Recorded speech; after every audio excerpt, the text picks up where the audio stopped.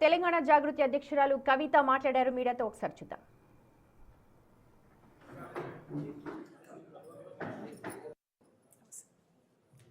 జై తెలంగాణ. క్షమించాలి మీడియా మిత్రులకు కొంచెం ఆలస్యమైనందుకు. ఇవాళ హైదరాబాద్ మహానగరంలో జిహెచ్ఎంసి శాఖలో జరుగుతున్నటువంటి తీవ్రమైనటువంటి అవినీతిని ప్రజల ముందు ఉంచాలనేటటువంటి ఉద్దేశంతో ఈ పత్రికా సమావేశం ఏర్పాటు చేయడం జరిగింది. గ్రేటర్ హైదరాబాద్ మున్సిపల్ కార్పొరేషన్ ఏర్పడ్డ తర్వాత అనేక గ్రామాలను రకరకాల టైం లైన్లో రకరకాల ప్రభుత్వాలు మున్సిపాలిటీని పెంచుకుంటూ వెళ్ళిన తర్వాత కొన్ని మంచి మార్పులు వచ్చినాయి, కొంత ఇండస్ట్రీ పెరిగింది, కొన్ని పనులు జరిగినాయి. But at the same time ఇప్పటికీ కూడా హైదరాబాద్ మున్సిపల్ కార్పొరేషన్లో ఒక చిన్న వాన చినుకు పడితే ఎక్కడ హైదరాబాదు, ఎక్కడ నీళ్లు అక్కడే నిలిచిపోవడం, ఎక్కడ కార్లు అక్కడే నిలిచిపోవడం, ఇవన్నీ చూస్తూ ఉన్నాం. మరి హైదరాబాద్ జిహెచ్ఎంసీతో పాటు హైదరాబాద్ మెట్రోపాలిటన్ డెవలప్మెంట్ అథారిటీ అని ఆల్మోస్ట్ తెలంగాణలో సగం జిల్లాలను టచ్ చేసే విధంగా అతిపెద్ద ఏరియాను కూడా మనం ఏర్పాటు చేసుకున్నాం. ఆ హెచ్ఎండిఏ పరిధిలో కూడా అనేక కార్యక్రమాలు చేస్తూ ఉంటాం. ఆ హెచ్ఎండిఏ పరిధిలో దాదాపు ఈ మధ్యలో కాంగ్రెస్ ప్రభుత్వం వచ్చిన తర్వాత 35,000 కోట్ల ప్లాట్లను, తెలంగాణ భూములను అమ్మకానికి పెట్టిండ్రు. ఆ 35,000 కోట్లు మరి కనీసం హైదరాబాద్ అభివృద్ధికి ఉపయోగపడ్డవా అంటే ఎక్కడ దాఖలాలు అయితే కనిపించడం లేదు. జనరల్గా ఈ మొత్తం మున్సిపల్ శాఖలో ఒక 5-6 డిపార్ట్మెంట్లు చాలా ఇంపార్టెంట్ ఉంటాయి. ఒకటి ఔటర్ రింగ్ రోడ్డు, దాని మెయింటెనెన్స్, ఇంకోటి బుద్ధ పూర్ణిమ ప్రాజెక్టు, ఒకటి హెచ్ఎండిఏ, అట్లానే అర్బన్ ఫారెస్ట్రీ డిపార్ట్మెంట్ అని ఉంటుంది, మొక్కలు పెంచి పంచడం అవి చేస్తూ ఉంటారు. ఇంకోటి ప్లానింగ్ డిపార్ట్మెంట్ ఒకటి ఉంటుంది, ఇంకోటి విజిలెన్స్ అండ్ ఎన్ఫోర్స్మెంట్. ఇవి ప్రధానంగా ఉండేటటువంటి డివిజన్లు. మనము గ్రామాలలో ఉండేటటువంటి పంచాయతీరాజ్లో కూడా 5 లక్షల రూపాయలను కూడా నామినేషన్ పద్ధతిలో ఎవరికి వర్క్స్ ఇవ్వం. 5 lakhs కూడా టెండర్ పెట్టాల్సిందే అంటారు. 4.99 దాటితే టెండర్ పెట్టాల్సి. కానీ ముఖ్యమంత్రి గారే చైర్మన్గా ఉండి, ముఖ్యమంత్రి గారే వైస్ చైర్మన్గా ఉంటారు హెచ్ఎండిఏకి. గమ్మత్ ఏంటంటే హెచ్ఎండిఏకి chairman CM, vice chairman municipal minister.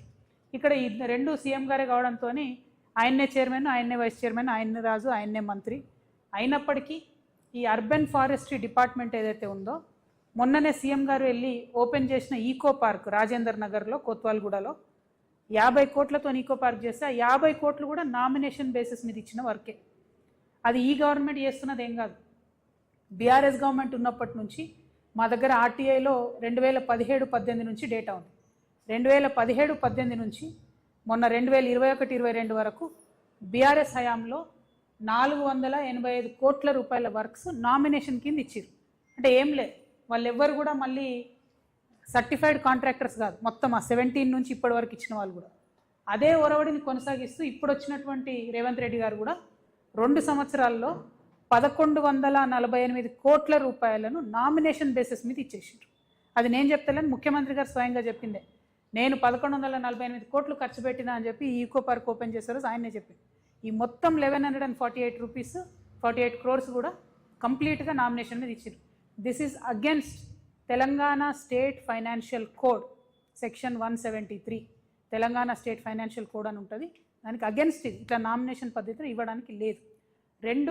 2023లో ఒక కమిటీ వేసిన ఆఫీసర్స్ కమిటీ అందరినీ కూడా విచారణ చేసి జరుగుతున్నటువంటి అవినీతి కానీ, నామినేషన్ కానీ, ఈ పద్ధతులన్నీ చూసి 2023లో ఆఫీసర్స్ కమిటీ ఒక రికమెండేషన్ ఇచ్చింది. టెండర్ వేయకుండా ఇట్లా ఇవ్వడానికి లేదు, నామినేషన్ బేసిస్ మీద ఇవ్వద్దు అని చెప్పి ఆఫీసర్స్ కమిటీ డైరెక్ట్గా రిపోర్ట్ ఇచ్చింది. ఇంతవరకు ముఖ్యమంత్రి గారు ఆ రిపోర్టుని పట్టించుకోకుండా దాదాపు 1148 కోట్ల రూపాయలను నామినేషన్ పద్ధతిలో ఇవ్వడాన్ని మేము తీవ్రంగా ఖండిస్తూ ఉన్నాం. ఖచ్చితంగా ఇది ముఖ్యమంత్రి గారి డిపార్ట్మెంటు, వారి స్వీయ పర్యవేక్షణలో ఉండేటటువంటి డిపార్ట్మెంట్ కాబట్టి ఇన్ని 100 కోట్ల రూపాయల ప్రజాధనాన్ని ఇట్లా దుర్వినియోగం చేయడం కరెక్ట్ కాదు. ఖచ్చితంగా టెండర్ సిస్టమ్ దాంట్లో ఇంట్రడ్యూస్ చేయాలని నేను కోరుతా ఉన్నాను. ఎందుకు టెండర్ సిస్టమ్ ఇంట్రడ్యూస్ చేయాలి? జనరల్గా 50 కోట్ల వరకు ఒక టెండర్ వేస్తే ఏమవుతుందంటే జిఎస్టీ 18% ఉంటుంది, ఈఎస్ఐ 5% ఉంటుంది, ఈపీఎఫ్ అంటే అందులో పనిచేసేటోళ్ళకు 11% ఇవ్వాల్సి వస్తుంది, టెండర్ ప్రీమియం ఒక 2% ఉంటుంది, సీనరేజ్ ఛార్జెస్ ఒక 1% ఉంటాయి, ఎన్ఏసి న్యాక్ అని ఉంటుంది, ఆ ఛార్జెస్ ఒక 2% ఉంటాయి, లేబర్ సెస్ 1% ఉంటుంది, ఈఎండి 2% ఉంటుంది, వర్క్ డిపాజిట్ 5% ఉంటుంది, ఇన్కమ్ ట్యాక్స్ ఒక 2% ఉంటుంది. అంటే ఓవరాల్గా ఒక 50 కోట్ల టెండర్ వేస్తే దాదాపుగా 47 to 50% మళ్ళీ బ్యాక్ టు గవర్నమెంట్ ఏదో ఒక రూపంలో వస్తుంది. అదే నువ్వు 50 కోట్లు డైరెక్ట్గా నామినేషన్ పద్ధతులు ఇస్తే డైరెక్ట్గా కాంట్రాక్టర్ల జేబులకు పోతుంది, అక్కడ నుంచి పొలిటీషియన్స్ జేబులకు పోతుంది తప్పితే ప్రజలకైతే ఉపయోగపడదు. కాబట్టి ఖచ్చితంగా జిహెచ్ఎంసీలో ఏ డిపార్ట్మెంట్ అయినా సరే టెండర్తోని జరగాలని చెప్పి నేను డిమాండ్ చేస్తున్నా.